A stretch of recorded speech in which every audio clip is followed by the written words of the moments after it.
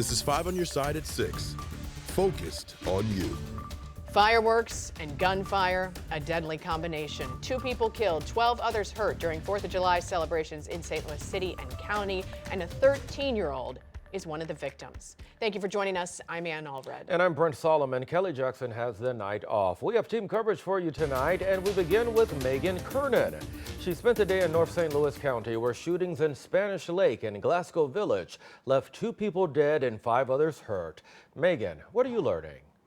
Well, Brent, both shootings happened at 2 different neighborhood fireworks shows where police say many were gathered. Tonight, one neighbor in Spanish Lake describes the peaceful fireworks that ended with the deadly shootout.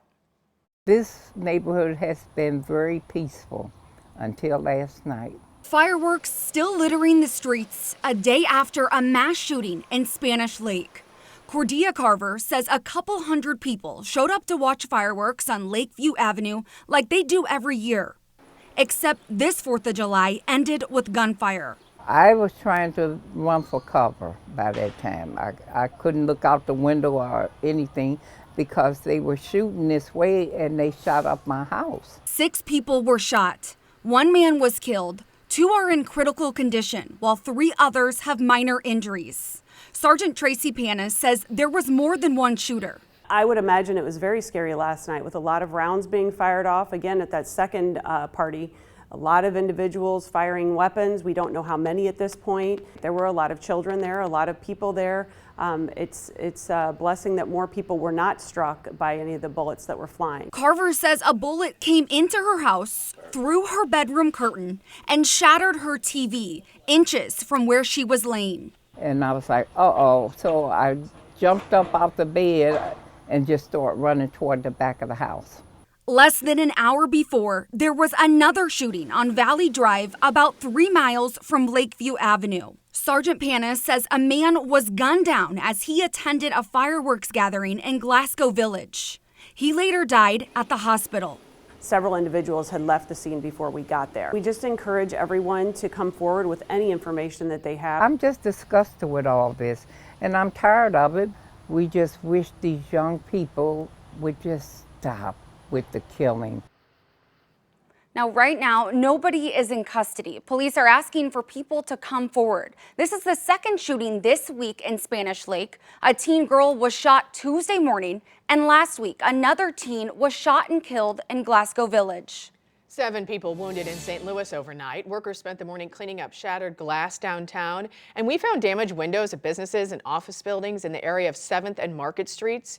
Some of them several stories up, some of that damage. Right now, police are still sorting all of this out. It's because investigators didn't even learn about these shootings until the victims started showing up at different hospitals. 5 on your side's Annie Krall joins us live from downtown. Annie.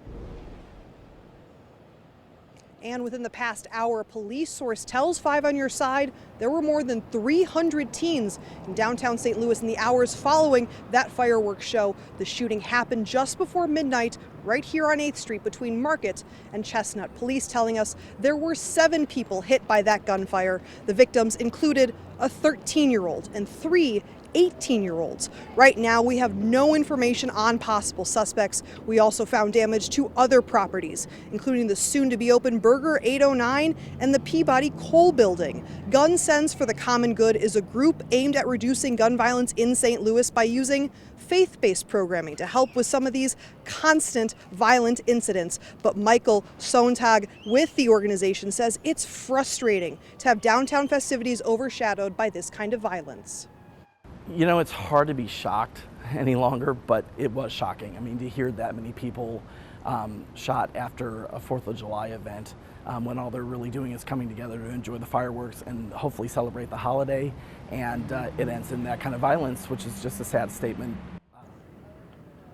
St. Louis Mayor Tishaura Jones also reacting to the shooting, saying in part, what happened last night is a tragedy. A small group of individuals with easy access to firearms have put a cloud over a day when thousands got to enjoy their 4th of July in downtown safety. She says Chief Robert Tracy and the SLMPD have her full support during this investigation. Reporting live in downtown St. Louis, Annie Krall, 5 on your side. Tragic indeed. Annie, thank you. The Missouri primary election is just 5 weeks away. today, and a new complaint filed with the state of Missouri alleges one candidate who's running for governor is embellishing his resume. Our political editor, Mark Maxwell, got a copy of that complaint. Mark, you've been digging into this. Fill us in. Yeah, Brent, running for office is a lot like a job interview, where the one thing you can't do is lie on your resume. So when we obtained that copy of an official complaint alleging fraud and dishonesty, we started asking questions.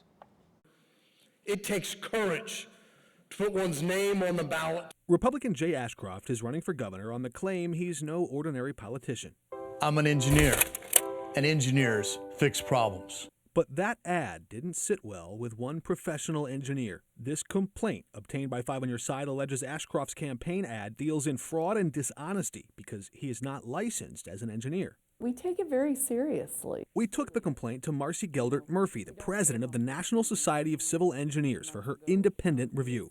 The State Board of Regulation has the final say on who can call themselves an engineer or not. According to the Missouri Division of Professional Regulation, Ashcroft was originally enrolled as an engineer intern, but he is not now, nor has he ever been licensed as a professional engineer.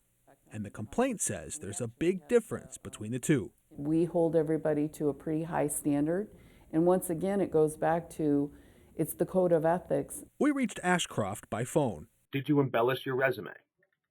Well, I didn't.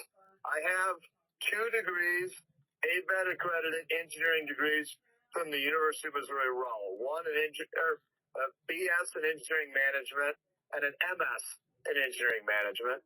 I practice as an engineer. I believe when I was hired, they required an engineering degree to hire me for that, but that's been like 30 years, and I doubt I have documentation on that.